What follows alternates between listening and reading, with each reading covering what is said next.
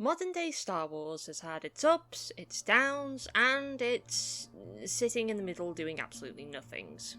When it was first acquired by Disney, it was an opportunity to carry on the story we all know and love, but also to potentially tell a brand new story with new characters set in the same world. And in the case of one of its products, I think it did a decent job. In the case of another, well, let's talk about it. It's time to compare The Mandalorian to the Sequel Trilogy, and how the former works as a continuation of the Star Wars franchise in ways that the other does not.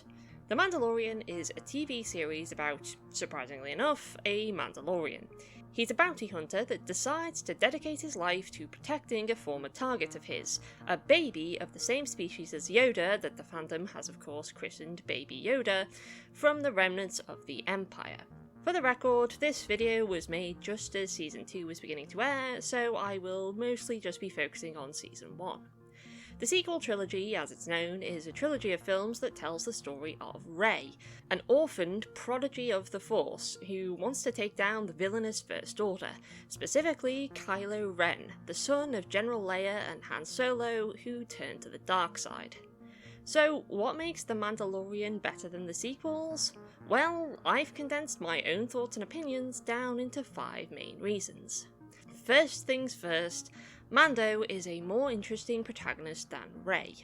The Mandalorian, or Mando as many call him, is an intriguing character. Despite spending the vast majority of his screen time hidden behind a helmet and armour, he's a pretty engaging and likeable protagonist. A serious, stoic warrior with a secret soft side underneath. He isn't a typical hero in the sense that most of the time he's just doing a job, but as the series progresses, we do see that much like his face is hidden behind armour, his inner kindness and devotion to keeping the child safe is hidden behind his aloof exterior. Rey, on the other hand, well, if I were to describe Rey in a single word, then that word would be underdeveloped. Unlike Mando, she very much is the typical hero archetype. She's the orphaned, chosen one who grows up in squalor but then finds out she has mystical powers and wants to use them to defeat the evil villains. Okay, so while that may be a very common cliché, good characters have come from such stories, right? Well, the problem with Rey is she just doesn't go very far beyond this cliché. She's never really developed into anything beyond plucky young hero, and attempts to develop her often go awry. For example, in The Last Jedi, she's desperate to know who her parents are. Okay, interesting motive, let's see where it leads. She finds out that they were just nobodies who chose to abandon her. Okay, so she has to come to terms with the fact that she isn't special, her family really didn't want her, but at the same time she can prove herself and the fact that nobodies can still be heroes. Cool, except that's all completely thrown away in the sequel where it turns out she is special, but special in a bad way. Thus, previous revelations were pointless and lead to zero character development. While both of these things could have provided character development, the fact that both possibilities are raised means there's not enough time spent on either. With Mando, his backstory is kind of similar to Rey's, in that he's also lost his family, but his backstory is used to show how he came to be who he is today, showing that while the Mandalorians have raised him to be strong and stoic, part of who he was back then as a frightened child still does exist in him now, and likely is what makes him kind and protective towards the child. Rey's backstory is so all over the place that we are rarely able to see how it affects her.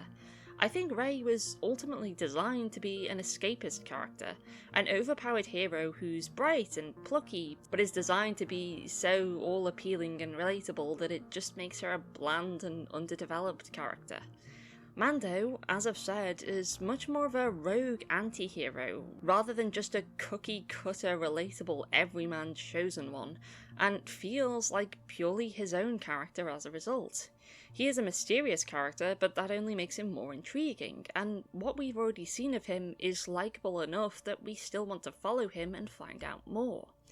Maybe if Rey had been better planned out from the beginning, she'd be a better developed character and more likeable as a result.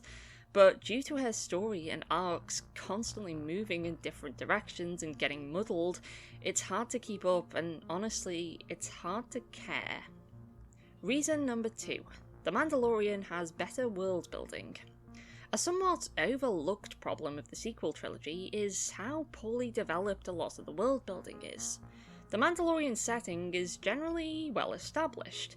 By the end of the series, you understand how Mandalorian culture works, and how remnants of the Empire are still hanging about and causing trouble, and I feel we learn about a lot of the various planets and settlements that Mando visits through his interactions with the inhabitants. In the sequel trilogy, often not enough is really explained about the world and how it all works. Exactly how powerful the First Order are, and how they manage to get so powerful when they're mostly portrayed as a bunch of dorks, is kind of unclear.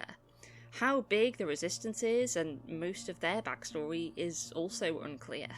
And while we occasionally dive into some different worlds, quite a lot of the time none of them really stand out or receive any real development. The Mandalorian is, of course, a pretty episodic show, so obviously developing interesting worlds and gradually teaching us about how the setting works comes with that territory. But being a series of movies rather than a TV show doesn't mean the sequel trilogy can get away with doing such a poor job. Put it this way, show someone this series, then afterwards ask them to explain just the basics of who the Mandalorians are as a culture, and they can probably answer it with ease. But by the end of the sequel trilogy, I couldn't really say the same for the First Order. They just aren't well developed enough on screen, and when Palpatine shows up and everything just changes, well... Reason number 3. Consistency of the plot. The main goal of The Mandalorian is pretty simple: protect Baby Yoda from the remnants of the Empire. The main goal of the sequels is, on the surface, stop the First Order. But more specifically, first it's a case of stop Supreme Leader Snoke. But then Snoke dies, and it's not that big of a deal apparently, so now it's stop Kylo Ren. Except now we're once again suggesting that Kylo Ren could join the good side, so it's stop Palpatine? What? Somehow Palpatine returned. How did this happen? That's a very good question. The might of the final order will soon be ready. That just raises further questions. While the Mandalorian's plot will sometimes take detours, they're generally just contained stories, but the goal remains consistent. Mando wants to save the child. Mando must protect the child. In order to do this, Mando must find the child's real home. Never when watching The Mandalorian do I find myself backtracking and thinking, wait, hold on, where did this plot thread come from, and where did that other plot thread go? When watching The Rise of Skywalker, on the other hand, it was constant. Some plots are abandoned, others spring up as if from nowhere. It's almost as though the team behind The Mandalorian had a consistent vision for their series, and where it was going, while the writers of the sequels did not. But I'm getting ahead of myself there. Reason number 4, The Mandalorian was actually telling a new story. One of the biggest, and I feel one of the most valid complaints about the sequel trilogy is just how much of the original trilogy feels regurgitated. Once again, we're following the plucky young chosen one defeating a villain who turns out to be a relative of theirs. Once again, it's the Jedi versus the Sith. Once again, it's rebels taking on a big evil empire. The Mandalorian, on the other hand, is a completely different story, but still definitely part of the same franchise. Mando is not a chosen one figure. He's a very impressive warrior, but it's clearly established that isn't unusual for Mandalorians. He's not a super powerful Force user, he's not in it to bring hope back to the galaxy or topple empires. He just wants to protect one kid, and is otherwise willing to help those in need when it's required of him. On top of that, the first season is entirely built on the stories of original characters, and rarely ever needs to rely on the past. The sequels, on the other hand, are all about that sweet, sweet nostalgia. This isn't automatically a bad thing, and I know that given they're meant to be direct sequels rather than a spin-off series, that a lot of callbacks were needed. But when you get to the reveal that actually the big bad villain is the exact same big bad villain of the previous two trilogies because the writers just couldn't manage to develop a brand new big bad, well, that's where it just gets lazy and pandering, especially when his appearance isn't even explained on screen. While obviously Season 2 of The Mandalorian is going to explore some older characters, and you can argue that the child still is a callback to Yoda, the fact that Season 1 went so long purely by the merits of its own story, and frankly did a better job than the first sequel movie, which did feel like a carbon copy of A New Hope at times, is pretty admirable. And finally, the final reason is, of course, the writers of the sequels clearly had no long-term plan. Let me say this right now, the sequel trilogy could have worked. Some of the ideas were not bad. Some of the characters had potential. This is not a case of it being doomed from the start.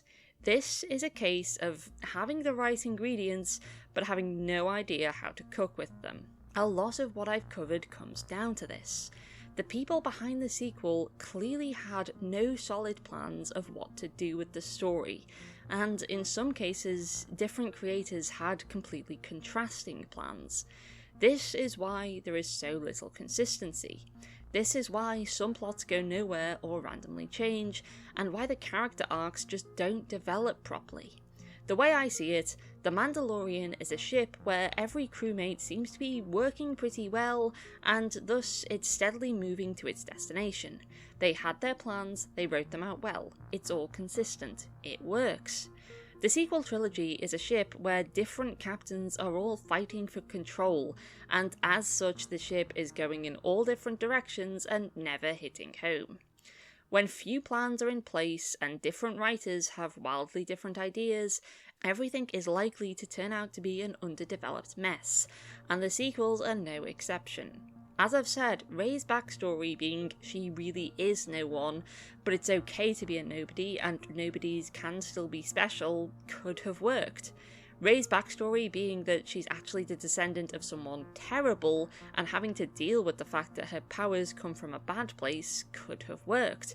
But because both are thrown at us and neither receive any real development, these plots just fall apart and raise too many questions.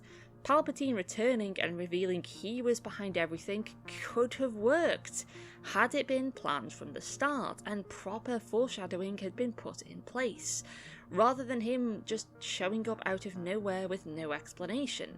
And don't get me wrong, as the prequel trilogy taught us, going in the exact opposite direction and having just one person in charge of everything can also cause problems when their ideas suck but no one wants to call them out for it. The Mandalorian, I feel, strikes up a better balance. It tells a new story, it's consistent, the characters are likeable, and despite the differences, I personally feel it manages to capture the hopeful spirit of the original trilogy, something the sequels simply could not do.